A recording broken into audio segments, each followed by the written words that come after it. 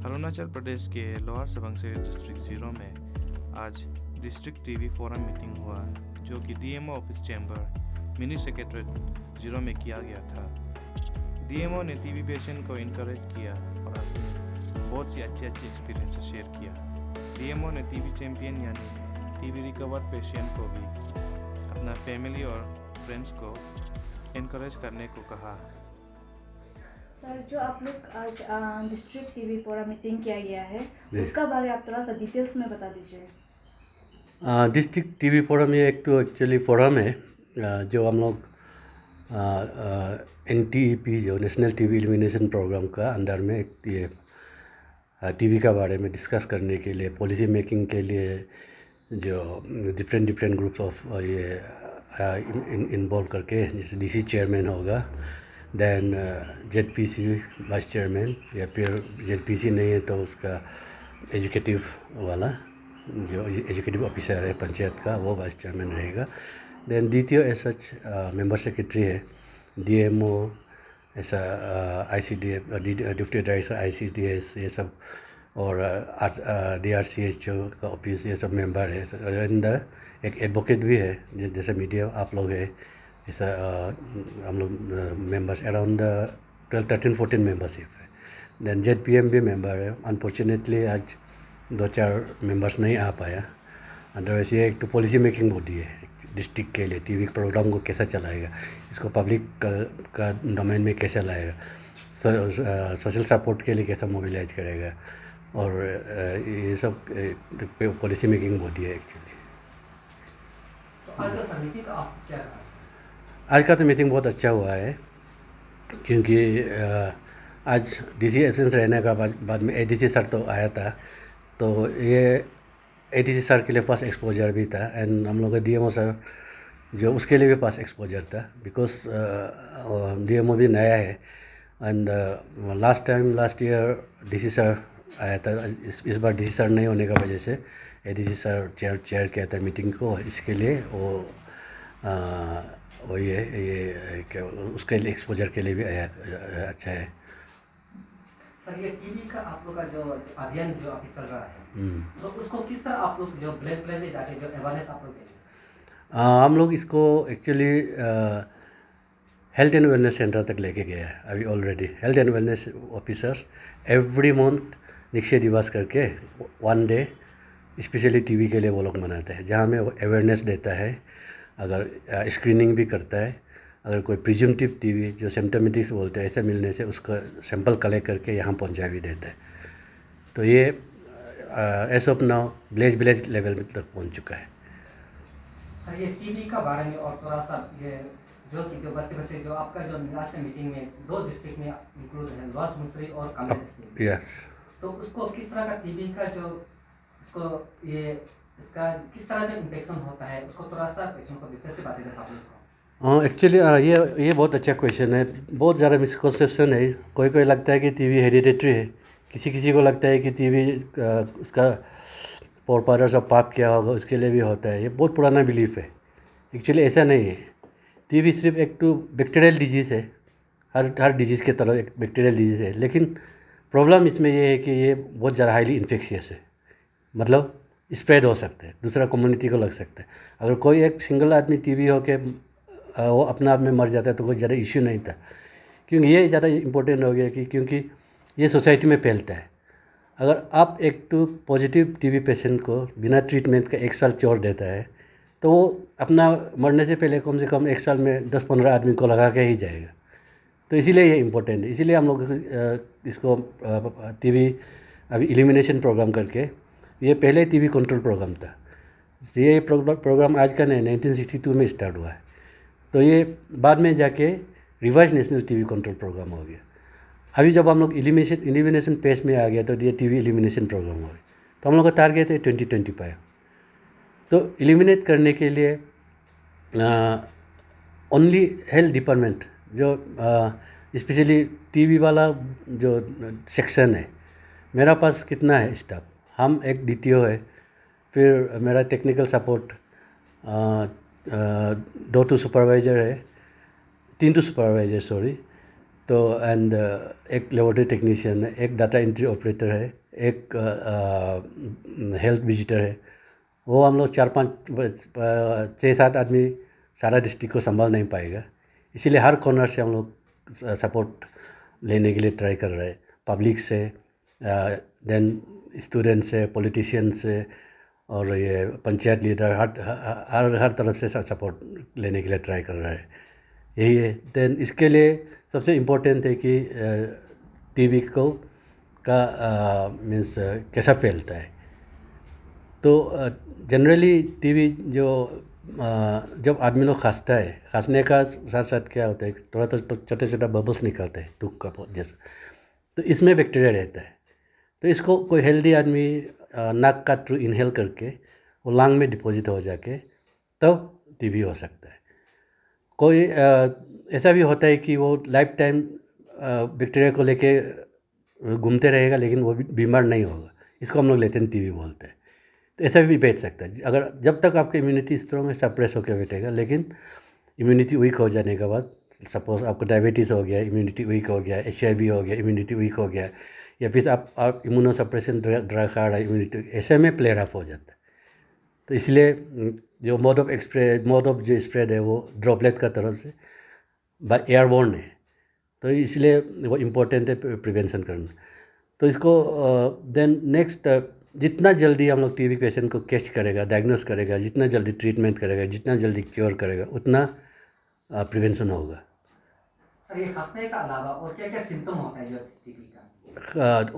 और एक सिम्टम रहता है फीवर, लो ग्रेड फीवर बोलते हैं। ज़्यादा बुखार नहीं, थोड़ा थोड़ा बुखार होते रहेगा स्पेशली इवनिंग आवर्स में।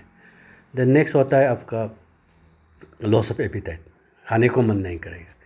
देन उसका बाद होता है वेट गेन नहीं करेगा। देन उसका बाद ये होता है कि आप जब खांसने टाइम में वो जो आपका बलगम में खून आ सकता है, ये इतना होता है। देन और हो सकता है कि आपको चेस्ट पेन हो सकता है, या फिर ग्लैंड्स जो स्वेलिंग वगैरह भी होता है, वही है टीबी का सिम्टम। सर ये 2022 से लेकर 2023 तक का अभी का जो टीबी पेशेंट रेशियो अभी कितना तक है यहाँ जो 2 डिस्ट्रिक्ट में लॉस रेशियो का? हम लोग का एक्चुअली लास्ट ईयर हम लोग का 78% था एक साल में। ये साल हम लोग का 63% है अभी सितंबर तक। देन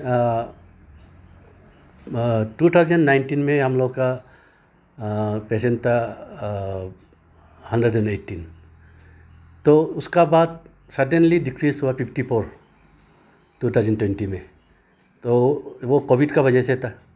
कोविड का चक्कर में होके कोई भी प्रोग्राम प्रॉपरली रन नहीं कर पाया हम लोग, कोविड करके तो गिर गया था। तो उसको हम लोग कभी नहीं ले सकते कि प्रोग्राम अच्छा चल रहा है, बिकॉज ये तो हम लोग काम नहीं कर सकते क्या वजह से हुआ। तो अभी हम लोग आस्ते बढ़ रहा है। तो हम वी आर ट्राइंग कि जल्दी वो पीक एक तो जो हम लोग को मिला था 2019 में, उतना तक जल्दी पहुंच के, जितना जल्दी उतना पहुंचेगा हम लोग उसको कंट्रोल में ला सकेगा। और कंट्रोल में लाएगा तो ग्राफ नीचे आने को लग जाएगा। सर ये टीबी मुक्त भारत अभियान जो अभी चल रहा है, जी, तो ऐसा सुनने में आया है कि आप लोगों को कुछ स्कीम भी है, जैसे कि प्री मेडिसिन है या कुछ सुनेरा भी है, उसका बारे में? नहीं, प्री मेडिसिन तो अभी से नहीं है। प्री मेडिसिन हम लोग के पास 2002 से है, जब से RNTCP लॉन्च हुआ है, तो वो प्री मेडिसिन है। तो अभी मेडिसिन फ्री है, डायग्नोसिस फ्री है। हाँ, लेकिन स्पुटम का जो बलगम का जो जांच होगा एट एनी लेवल, आप माइक्रोस्कोप में देखेगा या मोलिकुलर टेस्ट करेगा, वो फ्री है। देन लेकिन अगर एक्सरे करेगा तो थोड़ा रुपया लगेगा। देन CT स्कैन करेगा, अल्ट्रासाउंड करेगा, तो वो प्रोग्राम बियर नहीं करता। लेकिन दवाई आप ड्रग सेंसिटिव बोलो या ड्रग रेजिस्टेंट बोलो, वो फ्री है। लेकिन सप्लीमेंट्री दवाई जैसा विटामिन्स वगैरह है, कफ सिरप वगैरह है, वो फिर हम लोग के पास प्रोग्राम में नहीं है। स्पेसिफिक टीबी दवाई तो फ्री है। एंड डायग्नोसिस स्पुटम के का उससे हम लोग फ्री है। ये अकेला नहीं है, हम लोग कुछ इंसेंटिव्स भी देता है, जैसे पोषण योजना बोलते हैं।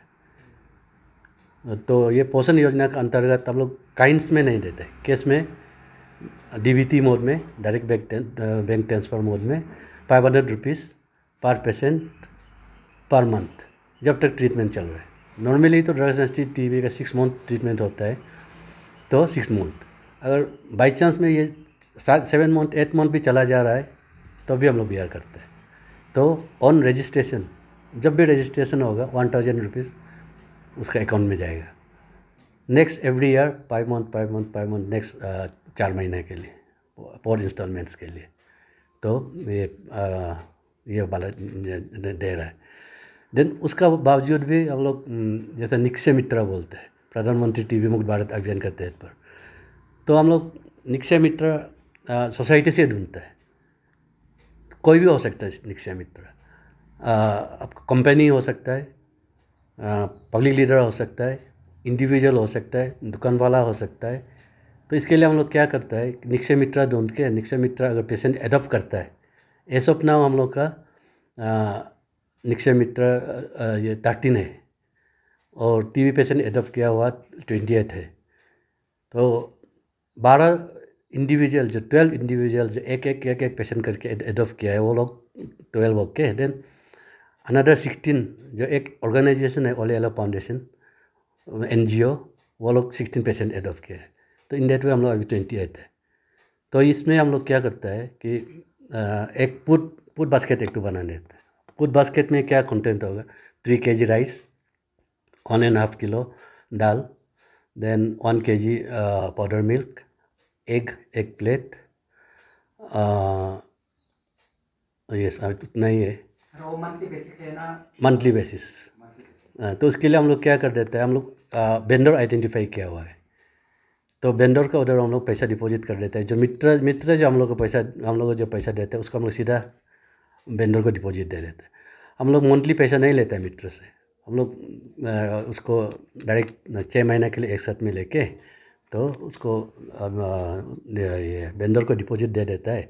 लेकिन फर्स्ट फूड बास्केट मित्र और पेशेंट को हम लोग मिला के तो मित्र का हाथ से हैंड ओवर करने देते हैं। बाकी फॉलोइंग मंथ में वो वेंडर का दुकान में आके अपना कार्ड लेके रेशन कार्ड जैसा एक तो होता है ना, ऐसे एक कार्ड एक तो लेके हम लोग खुद डिजाइन किया हुआ है, तो उसको ये लेके वो लोग कलेक्ट करते रहते हैं। और उसको हम लोग भी मंथली ट्रैकिंग करते रहता है कि लिया है कि नहीं लिया। सर आज का मीटिंग के बाद अभी जो 2 डिस्ट्रिक्ट में लोअर सुबनसिरी और कामेंग डिस्ट्रिक्ट में तो टीबी मुक्त होने के लिए आप लोग का जो अभियान कब से शुरू होगा? ऑलरेडी चल रहा है, शुरू होगा नहीं, ऑलरेडी चल चुका है। 2018 से टीबी मुक्त भारत अभियान चल रहा है। 2018 में एक मीटिंग हुआ था साउथ ईस्ट एशिया का हेल्थ मिनिस्टर्स का न्यू दिल्ली में। तब एक्चुअली वर्ल्ड का मिलेनियम गोल क्या बोलते हैं, मिलेनियम डेवलपमेंट गोल, उसका अंडर में हेल्थ भी आता है। तो हेल्थ फॉर ऑल, तो ये आके तो मिलेनियम गोल का अंडर में 2030 तक वर्ल्ड टीबी को एलिमिनेट करेगा, ये टारगेट है। लेकिन हम लोग का PM सर ने, मिस्टर नरेंद्र मोदी जी ने वो अनाउंस कर दिया है कि हम लोग इंडिया वर्ल्ड से 5 years ahead आगे हम लोग टीबी एलिमिनेट करेगा बोल। तो दैट इज़ 2025। तो टारगेट हम लोग को एलिमिनेट करने के 2025 है।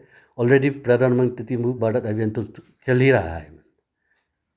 सर ये आखिरी में जो जनरल पब्लिक है आप उसको थोड़ा मैसेज दीजिए कि जो टीबी है किसी को पता भी नहीं है किस तरह का वो है और कोई लोग श्रम करके भी नहीं आ पाते हैं, तो उसको आपका तरफ से क्या कहना चाहिए? ये अलग बात है कि अब लोग जैसा निक्षय क्या बोलते हैं, अभी जो रिसेंटली एपिडेमिक आया था कोरोना को हम लोग डरता था इनिशियली, आजकल तो नहीं डरता है। रीज़न क्या है, अभी कोरोना के बारे में हम लोग जान गए, ट्रीटमेंट अवेलेबल है। सेम थिंग यहाँ है। टीबी का बारे में हम लोग पहले डरता था, शर्म लगता था आदमी को बताने के लिए, चुपता था। आजकल भी चुप रहा है, लेकिन जब तक हम लोग चुपेगा एलिमिनेशन तो होगा नहीं, क्योंकि ये कम्युनिकेबल डिजीज़ है। इसलिए सब लोग बाहर आना है, बिकॉज टीबी जो इजीली क्योरेबल है और ये ट्रीटमेंट एंड डायग्नोसिस फ्री भी है। तब जब ट्रीटमेंट एंड डायग्नोसिस फ्री है, जब टीबी जब क्योरेबल है, तो अभी डरने का नहीं है। तो ये जो सोशल स्टिग्मा जो एक तो चल रहा है, जो शर्म करके जो चुप रहे हैं, वो लोग बाहर आना चाहिए। तो ऐसा आने से ही हम लोग ये टीबी को एलिमिनेट कर पाएगा, अदरवाइज़ ये मुश्किल है। तो इसीलिए हमेशा याद रखना है, अगर आपको खांसी है 2 weeks एंड मोर, 2 सप्ताह उससे ज़्यादा खांसी है तो ज़रूर चेक कराना है। अगर ऐसा भी नहीं है तो वॉलेंटरीली एनी टाइम आप आके हम लोग के पास चेक करा सकता है। स्पुटम का वो फ्री है।